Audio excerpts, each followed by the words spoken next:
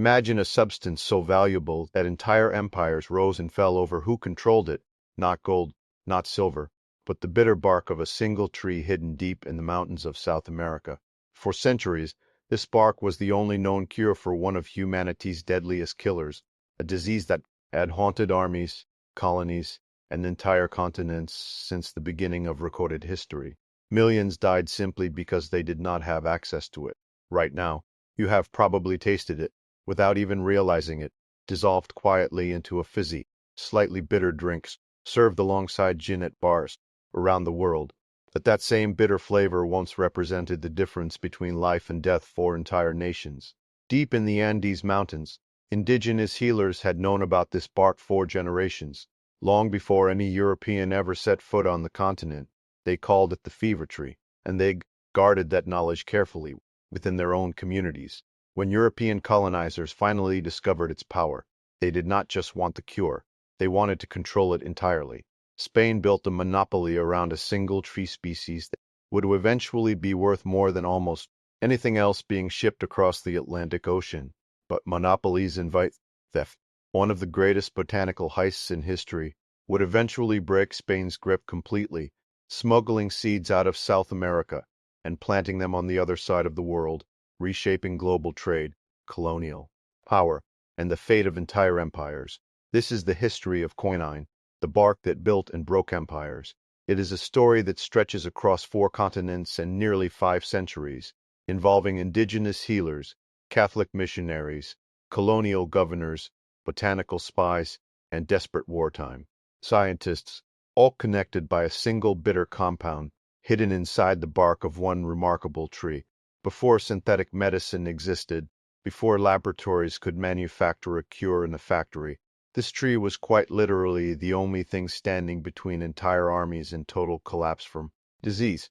And the story of how that knowledge traveled from a remote Andean village to gin and tonic glasses in London bars is stranger and far more violent than almost anyone realizes today, involving stolen seeds, broken monopolies, wartime desperation, and a race between rival empires that would ultimately decide who controlled medicine itself.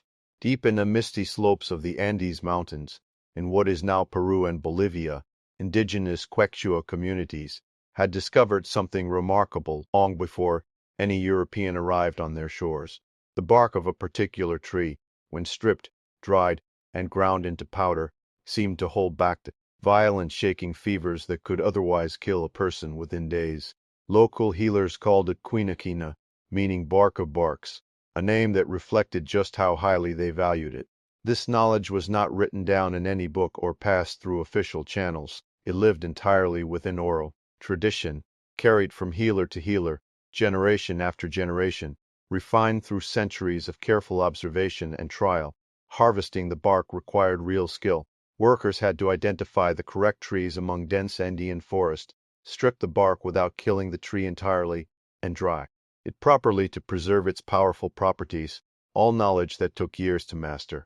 When a person fell ill with fever, healers would grind the dried bark into a fine powder and mix it into water, creating an intensely bitter drink that patients often resisted taking simply because of how unpleasant it tasted, but the results spoke for themselves. Patients who might otherwise have died from their fevers began to recover, and knowledge of the fever tree slowly spread across the region, whispered between villages long before any written record of it existed. This deep, hardwood, indigenous knowledge would soon collide with European colonization, Catholic missionaries, and global trade, setting off a chain of events that would eventually reshape medicine across the entire world, though the Andean healers who discovered it would receive little credit for centuries to come.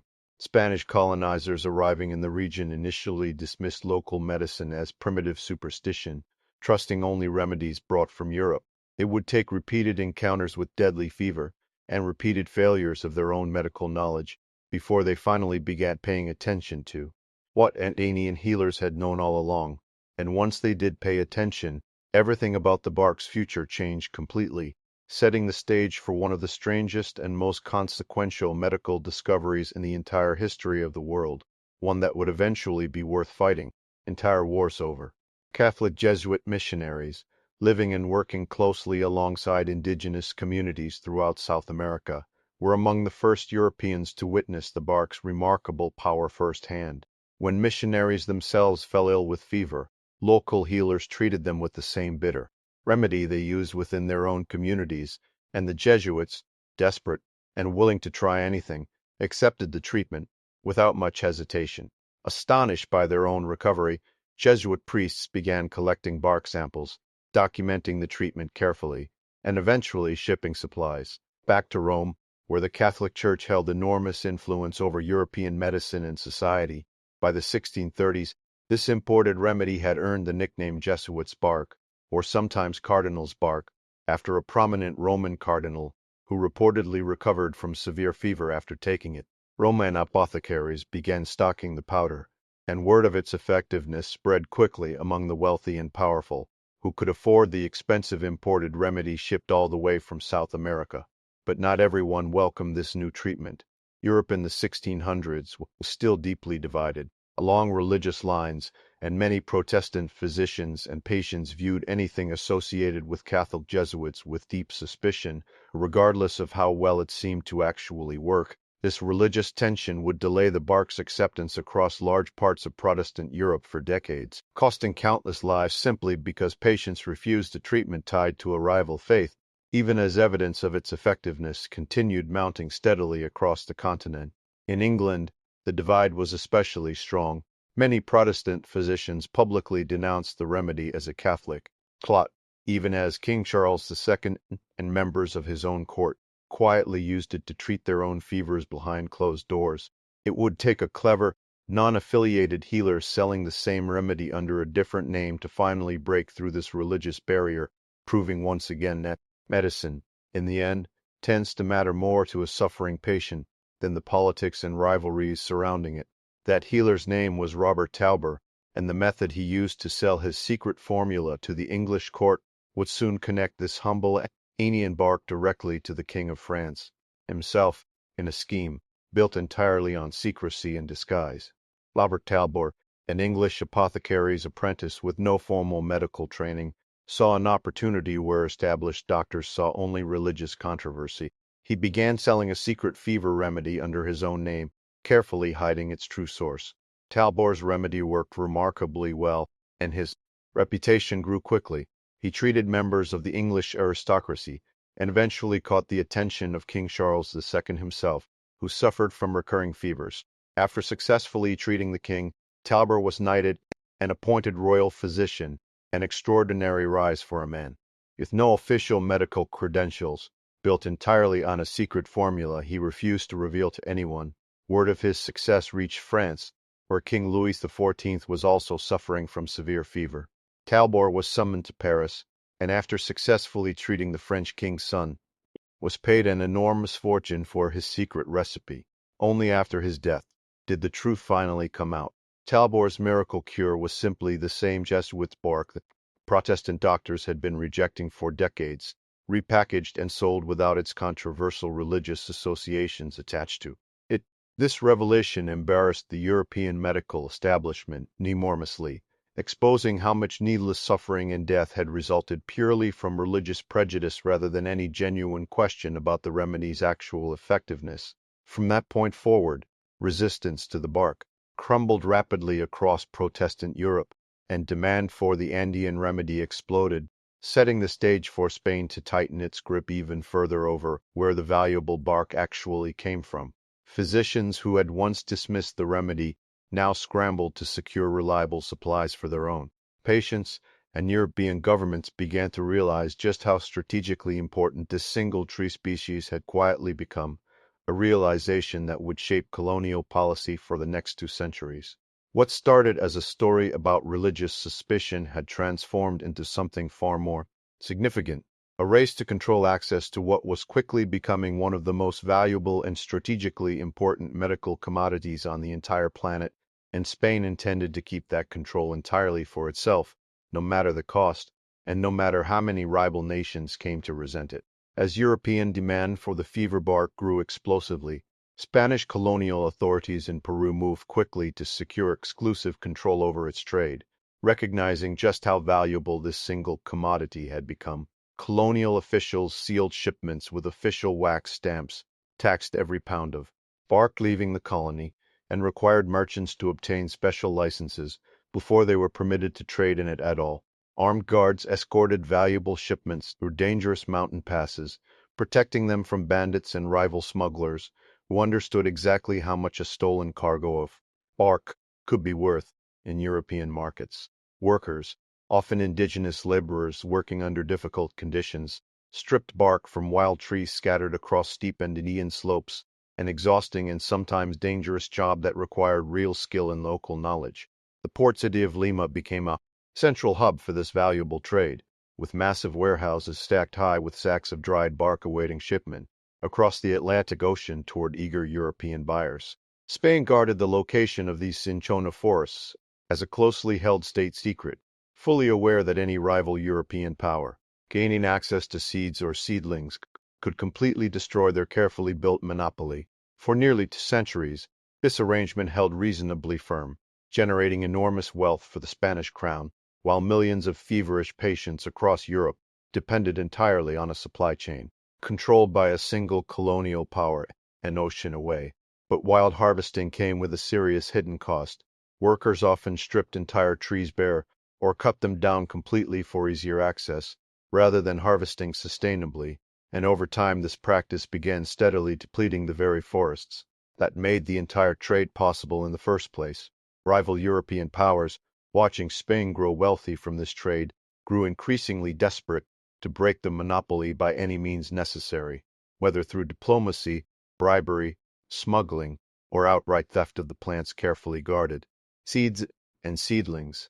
It was only a matter of time before someone succeeded, and when they finally did, the consequences would ripple across the entire world for generations to come, permanently reshaping who controlled one of the most valuable medical resources on Earth.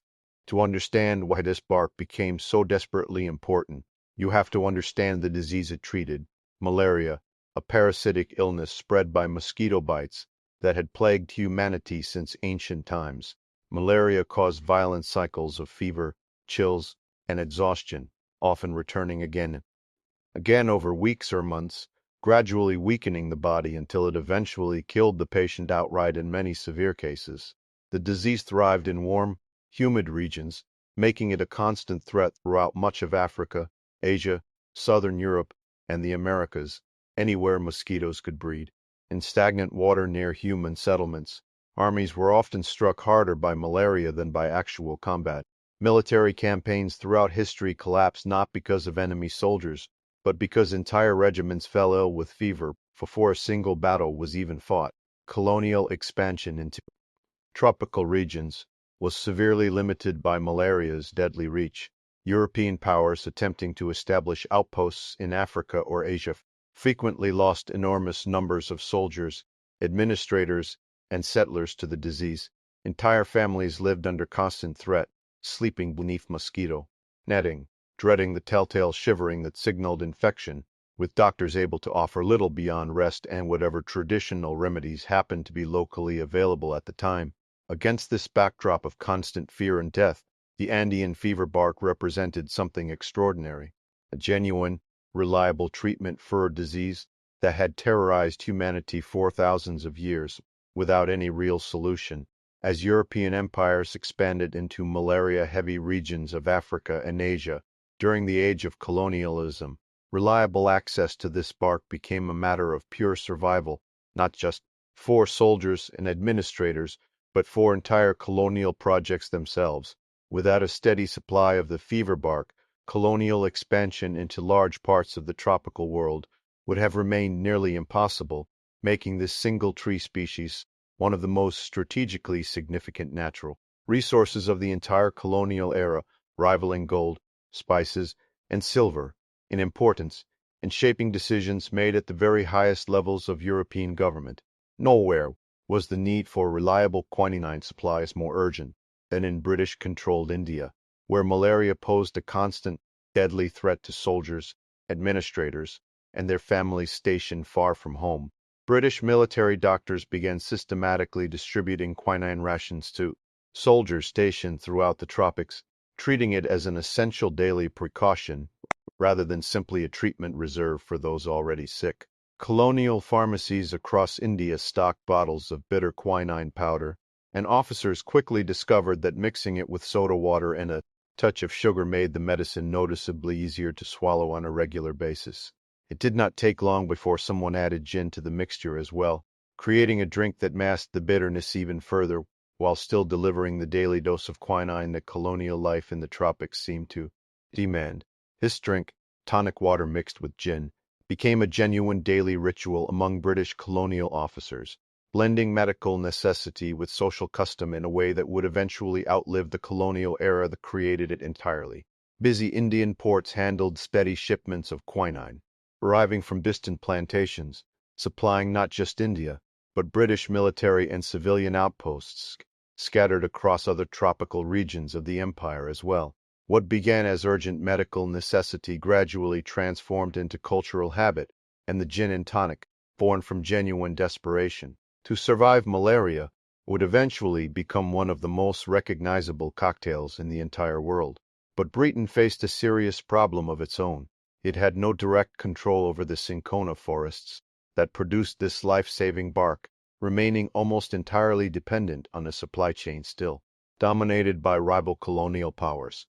This dependence made Britain deeply vulnerable, and colonial administrators began quietly exploring ways to secure their own independent source of the tree, setting the stage for one of the boldest and most consequential acts of botanical theft in recorded history.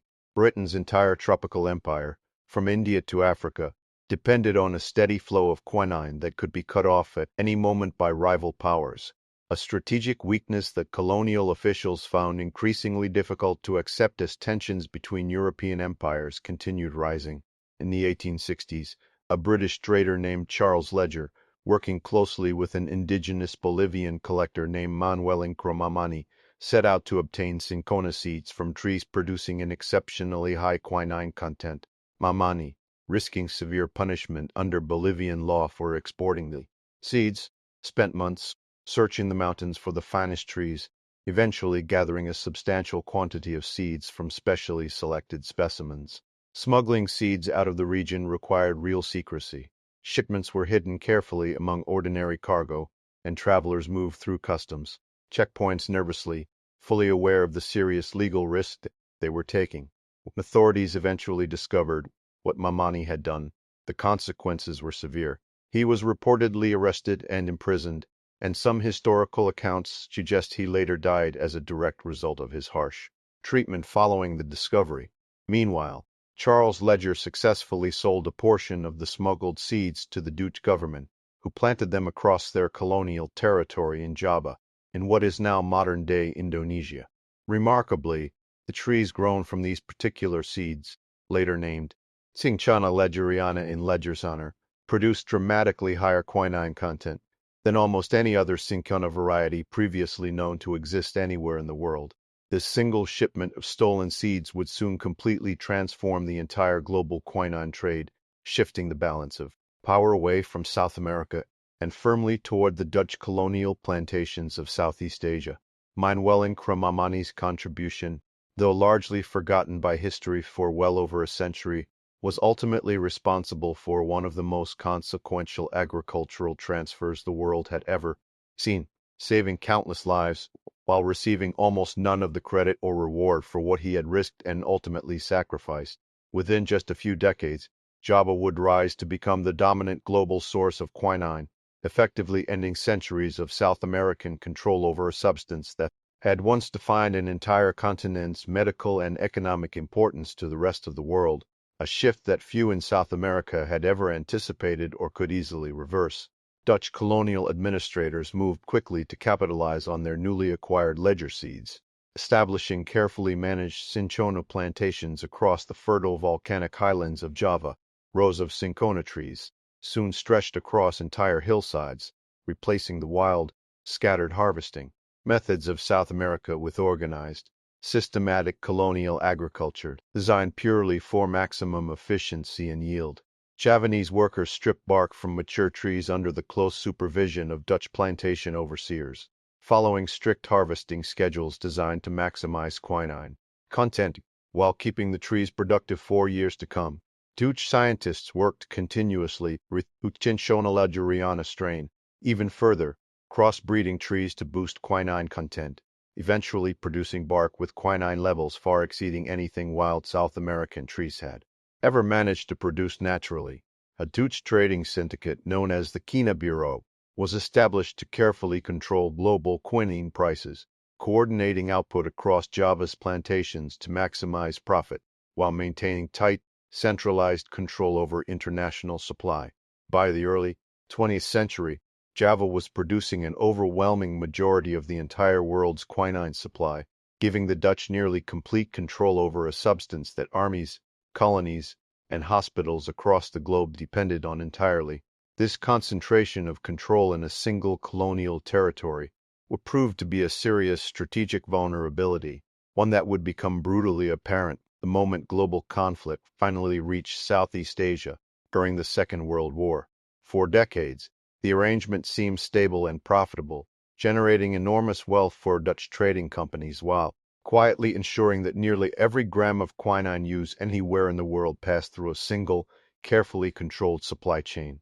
Few military planners in Europe or America seemed to fully grasp just how dangerous this dependence had become until the day Java's plantations suddenly fell entirely outside of Allied control, threatening the health of soldiers fighting in malaria-heavy regions across the entire Pacific theater, a crisis nobody had truly prepared for. In 1942, Japanese forces invaded and occupied Java, seizing control of nearly the entire world's supply of Cinchona plantations in a single devastating military campaign. Allied military doctors were suddenly cut off from the quinine supply that soldiers fighting in malaria-heavy jungles across the Pacific and Southeast Asia desperately depended on to survive their deployments. The crisis was immediate and severe. More Allied soldiers in some Pacific campaigns were being lost to malaria than to actual combat, and without quinine, military commanders faced a genuine catastrophe threatening entire operations.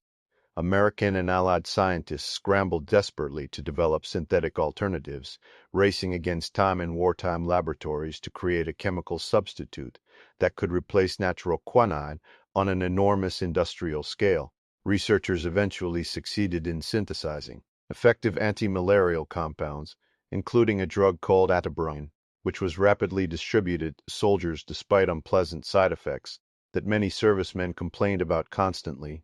Cargo planes airlifted emergency medical supplies across dangerous combat zones, and pharmaceutical companies raced to scale up production of synthetic alternatives fast enough to meet the desperate wartime demand sweeping across every theater of the conflict.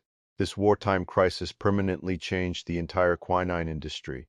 Synthetic alternatives, once perfected, meant the world would never again be quite so dangerously dependent on a single colonial plantation system for its antimalarial medicine. After the war ended, natural quinine never fully regained its former dominance. Synthetic drugs proved cheaper to manufacture, easier to distribute at scale, and no longer tied to the political fate of any single colonial territory or trading company. The centuries-old story of a single tree species quietly controlling the fate of empires was finally coming to a close, replaced by laboratory chemistry that could be manufactured almost anywhere in the world, free from the geography and colonial politics that had shaped this story from the very beginning, and free from any single nation's ability to hold the rest of the world hostage over medicine. After the war, quinine gradually shifted from being primarily a life-saving medicine to something far more casual, a flavoring ingredient in the popular carbonated drink enjoyed in bars around the entire world. Tonic water, still containing small amounts of quinine for its distinctive bitter flavor, became a staple mixer, permanently linked in popular culture to the classic gin and tonic cocktail born generations earlier in colonial India. Modern factories bottle tonic water on massive automated production lines, carefully measuring quinine content to provide that familiar bitter taste without approaching anything close to a medically significant dose. Bartenders around the world mix gin and tonics daily, mostly unaware that the drink in their hands traces directly back to desperate colonial officers trying to make life-saving medicine bearable to swallow. Modern quinine, now used almost exclusively in food and beverages rather than medicine, is produced through a mix of natural Cinchona extraction and synthetic chemistry, depending on the specific manufacturer and country of origin. Premium tonic water brands have even emerged in recent years, marketing themselves specifically around higher quality quinine sourcing, appealing to cocktail enthusiasts curious about the deeper history hidden inside their drink, even if most still have no idea just how deep that history truly goes. What was once quite literally a matter of survival for colonial armies has transformed into a subtle background flavor most people never think twice about, sipped casually in bars without any awareness of the extraordinary history behind it. Restaurants and craft cocktail bars now compete over which tonic water brand offers the most authentic or interesting flavor profile, treating quinine as a premium ingredient rather than the desperate medical necessity it once represented for so many generations. And yet, quinine still plays a genuine medical role today in parts of the world where malaria remains a serious threat, even as synthetic drugs have largely taken over frontline treatment. In most modern hospitals and clinics around the world, the plant that once determined the survival of colonial armies now sits quietly on bar shelves everywhere, its bitter taste the only remaining trace of a history most drinkers will never think to ask about. Today, malaria still infects hundreds of millions of people every single year, primarily across parts of Africa, Asia, and South America, a stark reminder that this ancient disease never truly disappeared from the world. Rural clinics in malaria-affected regions continue distributing anti-malarial medicine to patients, carrying forward a treatment tradition that stretches back directly to Andean healers who first discovered the fever tree's power centuries ago. In the Andes Mountains, wild cinchona trees still grow today, largely overlooked by the modern world, standing as living reminders of the plant that once determined the fate of colonial empires across 3 separate continents. Scientists continue studying malaria resistance in modern laboratories, building on centuries of accumulated knowledge that began with indigenous healers who had no formal scientific training, only careful observation passed down through generations. Meanwhile, in bars around the world, bartenders continue mixing gin and tonics every single night, unknowingly connecting each customer to a chain of history involving healers, missionaries, smugglers, colonial officers, and wartime scientists. The story of quinine touches nearly every major force that shaped the modern world: colonialism, religion, medicine, warfare, and even casual social drinking culture, all connected through the bark of a single remarkable tree. This has been the history of quinine, the bark that built and broke empires. Quietly, almost invisibly, still lives on today in nearly every glass of tonic water, poured anywhere in the world. Think about that the next time you order a gin and tonic. That bitter taste carries the memory of Andean healers, Jesuit missionaries, smuggled seeds, colonial armies, and desperate wartime scientists, all compressed quietly into a single ordinary drink sitting in your hand. What began as a closely guarded secret, hidden deep in the mountains of South America, eventually reshaped global medicine, colonial power, and everyday culture, proving once again that even the smallest, most overlooked things can quietly change the course of history forever, one bitter sip at a time.